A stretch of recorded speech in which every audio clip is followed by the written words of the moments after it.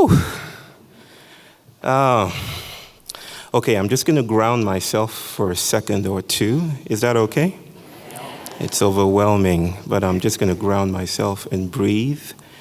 And let's do this way. Let us pray right now, okay? And the way I'm going to invite us to do this is everyone stand to your feet, okay? If you can, stand to your feet.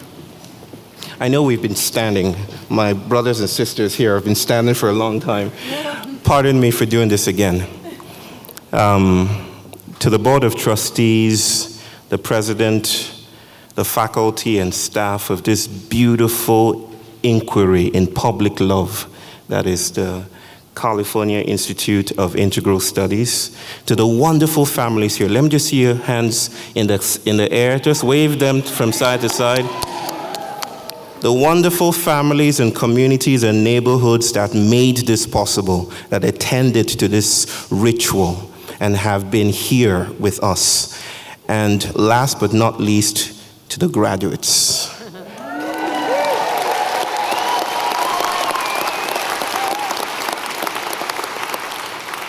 Congratulations.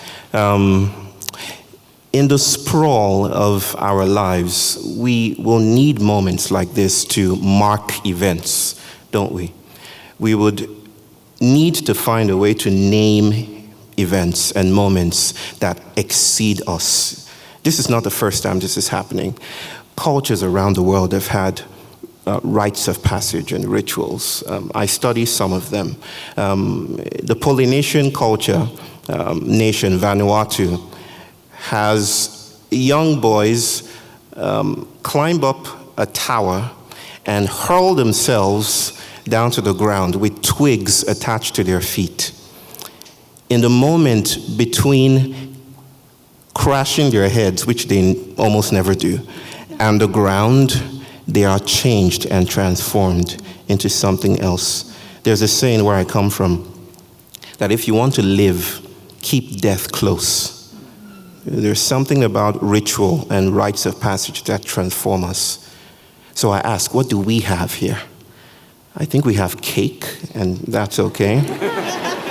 Hold on. But we can improvise, okay? This is my provisional offering, what we're going to do, okay? And that is, this offering is not epidemiologically appropriate, especially in the time of pandemics. But we're going to do something, okay, that is almost as risky as hurling yourself down a tower, but is quite appropriate to this moment. It's called hugging, okay? So what I'd like you to do right now is just turn to the person next to you and hug them so tight that you leave an imprint of yourself on that person. It'll do.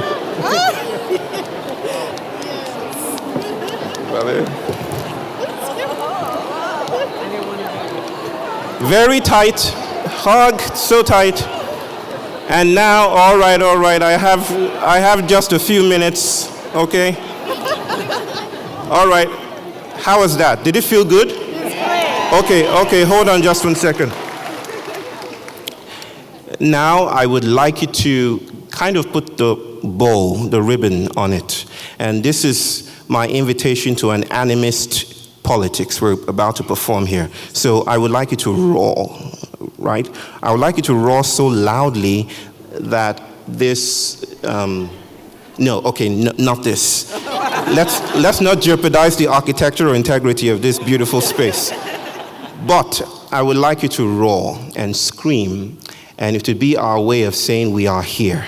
Okay? In fact, we will shout, we are here together. Families, graduates, faculty, staff, all of us together will pierce the sky with something different. Okay? 1, 2, 3, go!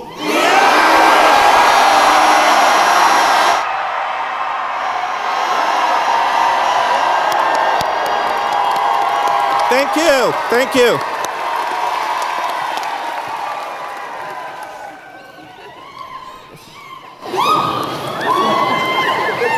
Okay. Okie dokie. I'm learning my Americanisms. Okie dokie means okay, I think. Okay, let's go. My name is Bayo Bamidele Clement Akomolafe. That's my full name.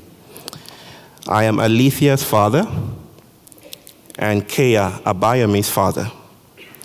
I am the infinitely privileged cosmos companion, life partner, and fragilely composed husband to EJ. I needed her to hear that. I am the son of Olufumilayo Ibidakpo Akomolafe and Ignatius Abayomi Akomolafe. I am brother to my dear sisters, an uncle, and a somewhat famous nerd. Okay. Some of you might know me. Most of you probably don't. But I'll tell you something I'm not supposed to. In fact, I was warned by the president not to tell you this. But I'm going to do it anyway. Okay?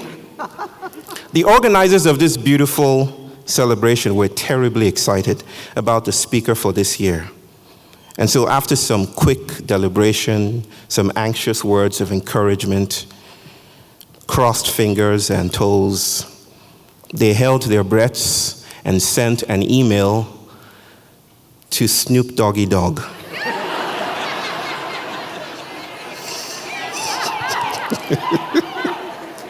But he was filming an ad with Martha Stewart. The Wu-Tang Clan said no.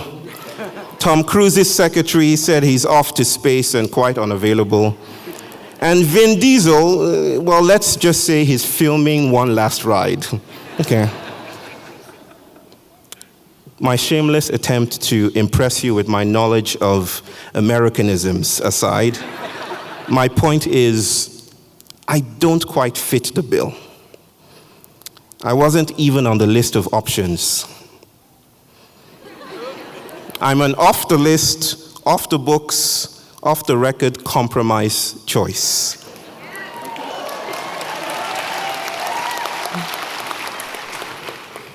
You should never take what a trickster says as true, okay? So I thought I would stick true and lean into the hidden wealth of being off the record by offering you an off-the-list speech in the following sense. I'm not actually here to encourage you. I'm not here to motivate you, to urge you at this potent time and place to believe in yourself, considering your achievements in your fields of study, to tell you that you can make it if you try, right? You know, all the contractually obligatory things I ought to say. I'm not even here to say to you that you can change the world. Quite to the contrary, I'm here to offer a strange proposition whose value rests not in its worthiness as a truth statement, but in its intriguing inversion of the stories we tell about the world and about ourselves. It is this, that you can't. That it is not about you. That the world is not reducible to solutions and problems, and that you will not save the day. I'm here as a politician of a stowaway politics, a rhizomatic and autistic politics that wanders and meanders and gestures but never quite arrives. A politics that is learning to be humble in the face of loss, in the tides of grief. I'm here because this moment exceeds us. A prophecy of silence whispers to us as the world burns that this place is where we fall down in worship. So, to materialize that, I want to tell you a story. One morning, during a holiday in Richmond, Virginia, I stood up and promised my 2-year-old daughter, Alethea, that I would say yes to anything she asked of me that day. I said, yeah, just anything you want, I'm going to say yes to. If she wanted me to play with her dolls all day, I'll do it. If she wanted me to splash around in paint, I'll do it. If she wanted me to dance naked on the streets, I'll try to do it. It's an experiment I have never repeated since I tried it 6 years ago. So that's a don't try this at home moment. Alethea got the memo. She had an idea, seemingly banal and inoffensive. Let's go swimming, Dada, she said, jumping all over the place. I couldn't swim to save my life, still can't. But I figured there was no trouble to wading in the shallow end of the neighborhood pool. So we started on our way.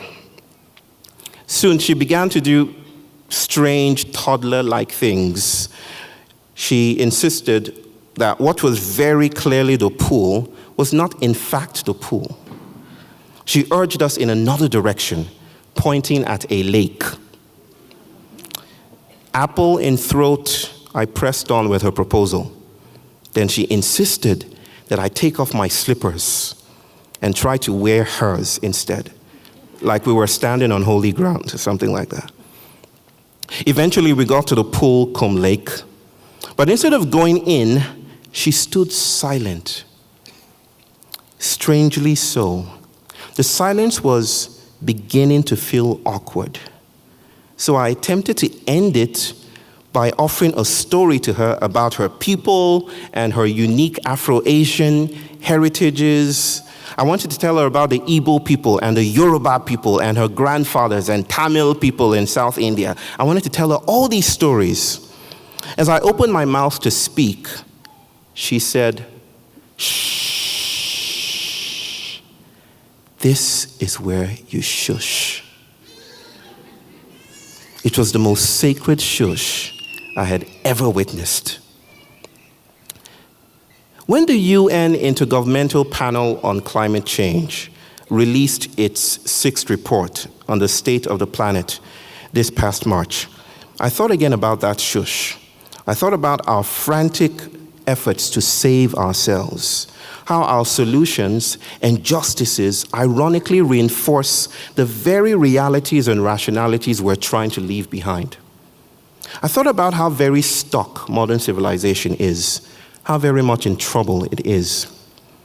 Even if you don't quite get it, even if you don't think it's much of a deal, all of us gestating within modernity's worlding project are entangled with the production of this story of impending doom.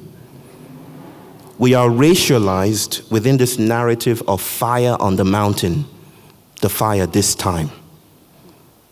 Justice doesn't seem adequate to this moment. A crack has opened in the middle of the road, and we're trying our best to close it up. Our politics tells us we need more time, more expertise, more serious-minded folk, and less play. More exceptional individuals, more Ph.D.s, more money, and more inclusionary activisms. But there is a corrupting addendum to this anthropocentric urge for more, and it seems that all we do to respond to the crisis at hand is also part of the crisis. I think the stability afforded us by whiteness, and by whiteness I mean a social arrangement that stole not just black bodies, but white bodies, and green bodies, and mottled and fungal and brown and all kinds of bodies, and enlists these bodies in a worlding project that is still ongoing. That's what I mean by whiteness, not white people. Whiteness is more than white people. Whiteness is also how the world is arranged. That stability afforded us by whiteness is hollowing out.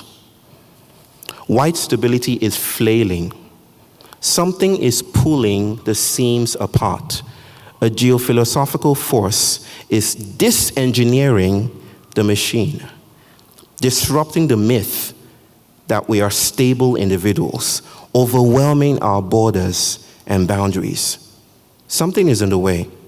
That obstacle, that impediment, that glitch, that crack, that thing that gets in the way, to me, is wisdom.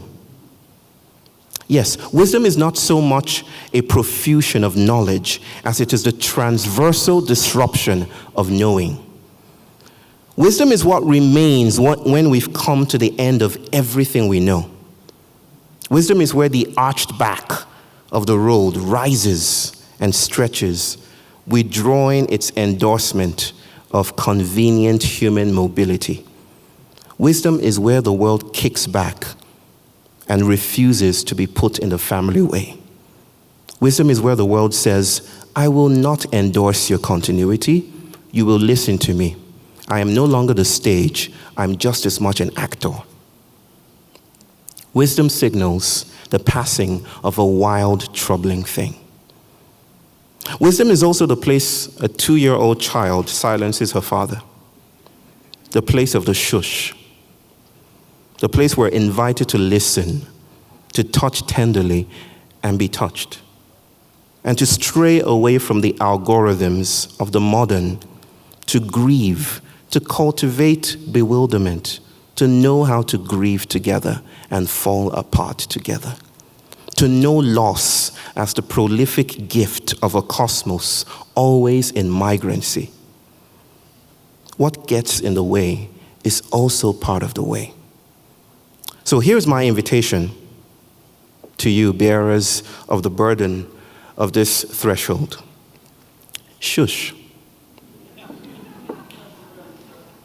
Seek out the cracks. You can clap later. Seek out the cracks, for God is the crack. The breaks, the places where rationalities that hold us hostage to modern subjectivity bleed into a strange and exquisite and non-legible otherwise. This generation of seekers must never forget that death is not the threat. Justice is not the exclusive goal. Our work must be to convene a fugitive politics that does more than get even. A politics that allows us exile from sensorial capture, from the sensorial monoculture that subjectivizes us as surveillance pieces. A politics that allows us experiment with wandering, with desire, with loss as gift. A politics that allows us to shapeshift. Our work must be to make sanctuary together, not for us to be safe, but for the crack to thrive, to grow, to become resilient. Because the crack, that generatively incapacitating place of our deepest failures to rise to the image of the man, is the path to the exquisite. To you at the edges of whiteness, to all of us at these edges of whiteness, at these Alethian edges, I invite you to follow these wandering lines. Permit yourselves the grace to fail. Failure is the motif of the fugitive. If our noble successes gave us the Anthropocene, it is perhaps our sensuous failures that might usher us to a multi-species arrangement even justice cannot articulate. I invite you not to walk straight. I'm a psychotherapist, a recovering psychotherapist, so I say that with a lot of gravity. I invite you not to walk straight, not to always see things so clearly, for clarity obscures much more than it reveals. I invite you to dance with the thresholds to the songs offered by the place where the river romances its impediments. What lies beyond justice? What lies beyond social mobility or success? What lies beyond black excellence? Are there colors we don't know or have a name for? Words we don't know how to pronounce? Worlds we cannot sense yet? Is there a world that my autistic son knows about that I'm unable to perceive? Maybe there's a logic in the shush we do not yet know. An invitation within the hall of the slave ship, a mysterious prayer at the edge of the lake only our children can lead us to. So let me end my off-the-record fugitive sermon, it's Sunday, by bringing my opening story to a close as well. So there, by that lake, in that place of silence, by that curated neighborhood in Richmond, Virginia, I was met with a querying of time, a stranger abundance behind the corners of the obvious. It wasn't just a vibrant orchestra of things that struck me in that moment when I obeyed my toddler's instructions to keep quiet. It wasn't just the ducks are quacking, ants are scurrying, lichens are lichening, and rippling flows around me that murmured to me that I wasn't alone and that the myth of the hero must now give way to something more radical. It wasn't just that. It was their prayer urging me to attend to the thrilling and troubling idea that enchantment was and has never been in short supply. So I turned to my daughter, who was now deep in the mud, her little hand held aloft, spooning a little mountain of dirt in its creases, and she said to me, "Here, Dada, eat this."